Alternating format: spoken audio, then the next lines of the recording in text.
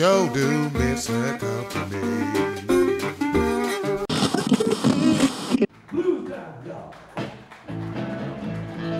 Hey man, on arrive à la Nouvelle-Orléans. Yes, sir. Et là, on est au bord des bayous en plus.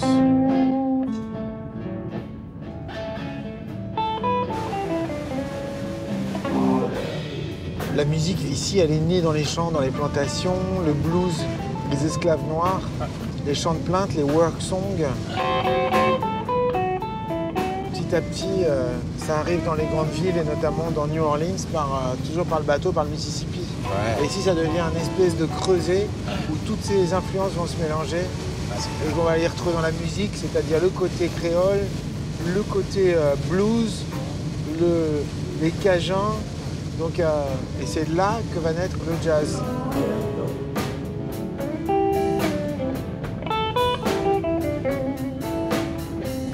C'est dans les joyeux bordels de Storyville que tout ça a commencé. Hein. C'est clair. En fait, les mecs, ils jouaient dans des boxons, quoi. Moi, j'aurais rêvé d'être pianiste dans un bordel, mais il n'y en a plus. Enfin bon. Tu sais, j'ai lu, il paraît que... Tu lis, toi ? Ouais, ça m'arrive des fois, mais pour pécho. Tu t'en fous, en fait, du bouquin. Le truc, c'est de le tenir bien lisible et de faire un truc qui fait un peu CSP++. Qui paraît que les esclaves, en fait, qui s'échappaient, et ben ils s'échappaient forcément dans les marécages, dans le bayou. Et qui est-ce qui les aidait? Boum, les Indiens. Tu vois, c'est vraiment tout ce mélange-là. J'avais pas capté ça, le côté indien de l'affaire. D'ailleurs, c'est cool parce qu'on va interviewer Coco Robichaud et je crois qu'il est à moitié cajun. Absolument. Et à moitié Choctaw. Ouais, qui est une tribu indienne du coin. Donc avant, je te propose qu'on fasse un stop à l'hôtel parce que... Ouais, je veux bien, parce qu'au moins là... On commence à sentir le bayou. Je suis un peu... c'est clair. People, I dreamed the love was a crime.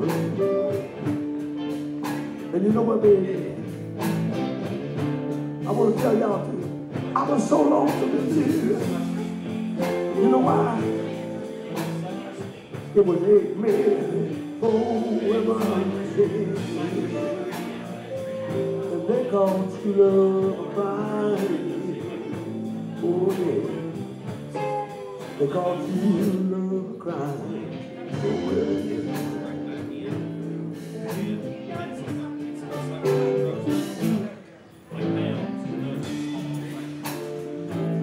And they were leading me away.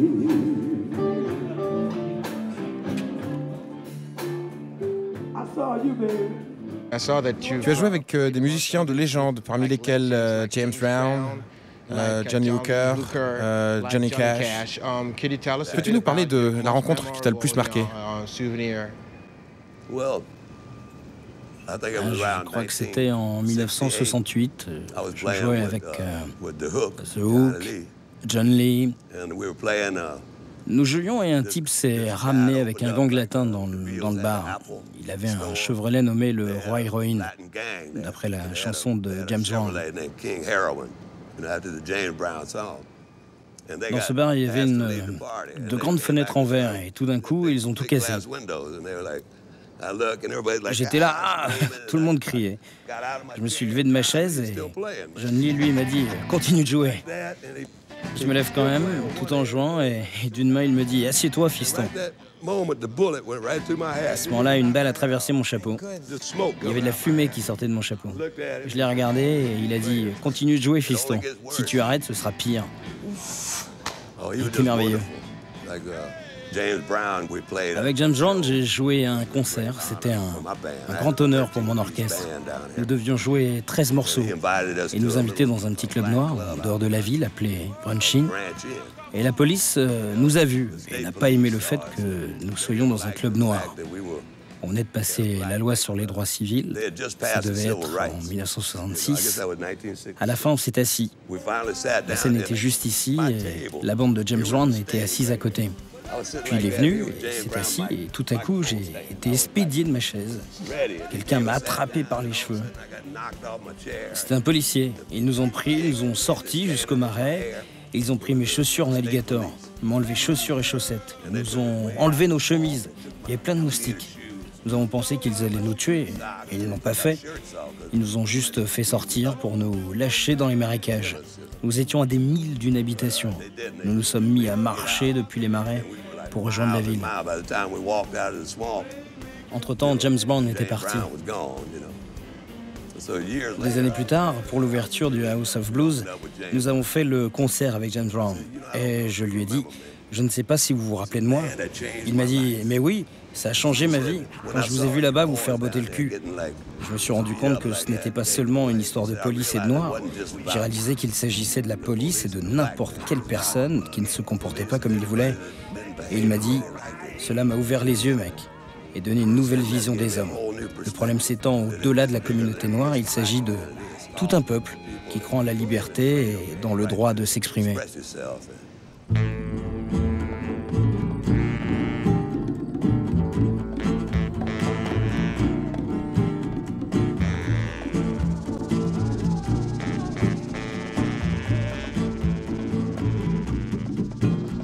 Now when the time is right, on a night in June, all the hoodoo dance underneath the moon. And what goes on, child, you better believe. Down in New Orleans, all St. John's, yeah. Could you speak about your Est-ce que tu peux nous parler de tes deux origines, Choctaw et Cajun? J'ai souffert des deux parce qu'à l'école, ils voulaient faire de nous des Américains. Et si tu parlais Choctaw ou si tu parlais français, tu étais sévèrement puni. Ils nous faisaient remonter nos pantalons, ils mettaient du riz sur le sol et on devait se mettre à genoux sur le riz, en tenant des livres à bout de bras, comme Jésus, devant toute la classe. Si tu disais « comme si », t'étais puni, alors je disais que je n'étais pas en train de parler français, mais que je disais « comme si ».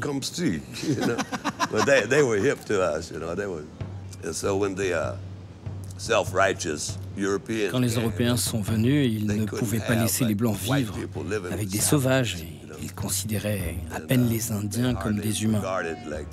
À l'époque où j'ai grandi, on ne travaillait pas pour un homme. C'était une honte. On travaillait avec un homme. Les Choctaw étaient une grande nation indienne. Ils n'ont pas vécu ici, ils ne voulaient pas vivre à la Nouvelle-Orléans. Ils disaient aux Blancs, ne venez pas ici, parce que les vieux esprits vivent ici. Ils venaient pour faire de la magie, pour chasser, pêcher et enterrer leurs morts. À l'endroit où est le Superdome maintenant. Les Indiens ont vécu de l'autre côté de la rive. Ils venaient ici seulement pour la magie. Ah, donc c'est un endroit sacré. C'est un endroit très magique. Nous sommes ici en dessous du niveau de la mer, donc cela affecte ta conscience, ton subconscient. Les Australiens l'appellent la terre des rêves. Nous sommes dans la terre des rêves, là, maintenant. Ouais, donc c'est pas étonnant que tout ça me fasse penser à Jimi Hendrix, le Voodoo Child. Sa mère était indienne et son père était noir. En effet. Peu importe la couleur que tu as, la probabilité d'avoir un esprit indien à l'intérieur de toi est très grande. Parce que comme les vieux esprits n'avaient plus de corps et que les Indiens morts sont tous enterrés ici, ils reviennent dans un corps français, ou le corps d'un noir, d'un espagnol, d'un africain, parce qu'il ne reste plus aucun corps indien.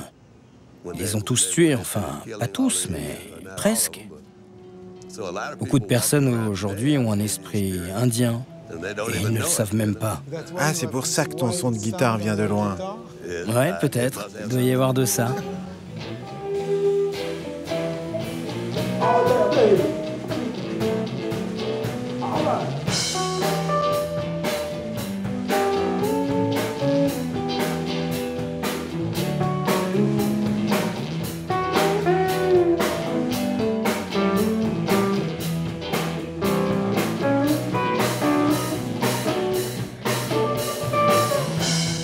I'm sitting on the stone in the middle of a storm. Écoute, c'est ce qu'on appelle une leçon de mojo pour moi, quoi. J'ai l'impression de voir... Waouh. Même pas un gourou, quoi, tu vois, mais quelqu'un... T'as vu la dimension mystique du gars? Ouais, et ça, il nous le transmet tellement naturellement, quoi. va pas revenir pareil, là, c'est sûr, quoi. Non, c'est net. T'as vu sa manière de dire bonjour? C'est pas... Ah oui, c'est alito. Hein. Ouais, c'est alito. Ça veut dire mon esprit est fier de rencontrer ton esprit. Moi, ces histoires d'esprit, ça me parle. Bah, moi, ça me parle tellement que ça me fait un peu flipper, en fait. Mais pourquoi ça te fait flipper? Parce que c'est chargé, tu vois. De toute façon, pour moi, il n'y a pas de musique sans esprit, quoi. La musique, à la base, encore une fois, elle était sacrée, donc c'était des cérémonials religieux. Et ici, c'est encore super vivant, et dans les cultes indiens et chez les Africains, quoi.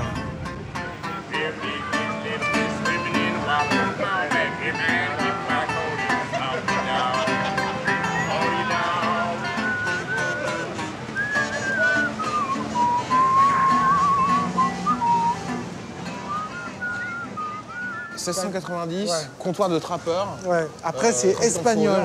Ouais, espagnol, ça redevient Et français. ça redevient français. Et après, les Français le vendent aux États-Unis. Et ils font le meilleur deal de la planète, paraît-il, à une époque. Waouh!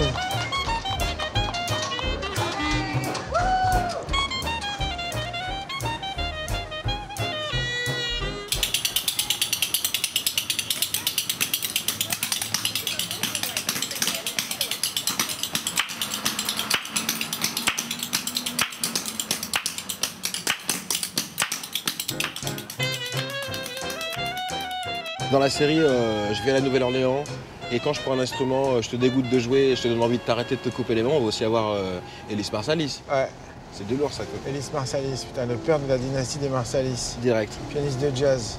T'as C'est pas un- de Wynton Marsalis, de Branford Marsalis. C'est le gars qui a joué avec Sting. C'est Branford, le sax. Englishman in New York. Ouais. C'était ça le morceau, hein? Ouais, c'est ça. Quant à l'autre, il a été adoubé par Miles Davis carrément. Et voilà quoi. Sauf qu'ils ont une attitude maintenant de dire on revisite le jazz comme le patrimoine du XXe siècle et surtout le patrimoine des Afro-Américains. C'est notre musique et on refait un petit peu le parcours. Ça va être intéressant d'interroger le papa à ce sujet.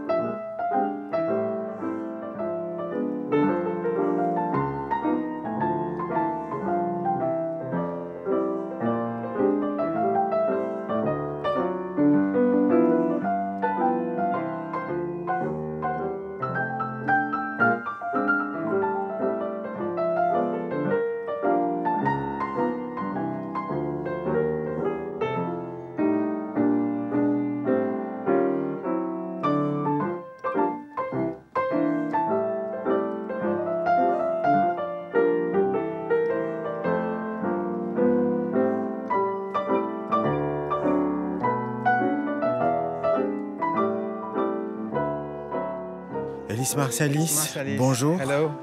Bonjour, Merci de nous recevoir chez vous. vous êtes les bienvenus. C'est un moment très émouvant pour nous parce que vous êtes un petit peu le père d'une dynastie de musiciens. Et dans le monde entier, le nom Marsalis est connu grâce à vous notamment. Et sans vous, le monde du jazz ne serait pas tout à fait le même. Est-ce que le jazz est une musique savante pour vous? Le jazz était la musique du diable. Vous pouvez développer un petit peu avec la musique du diable, comparé à quoi? La musique de Dieu, du gospel? Pour comprendre le jazz, il faut parler de religion et de philosophie.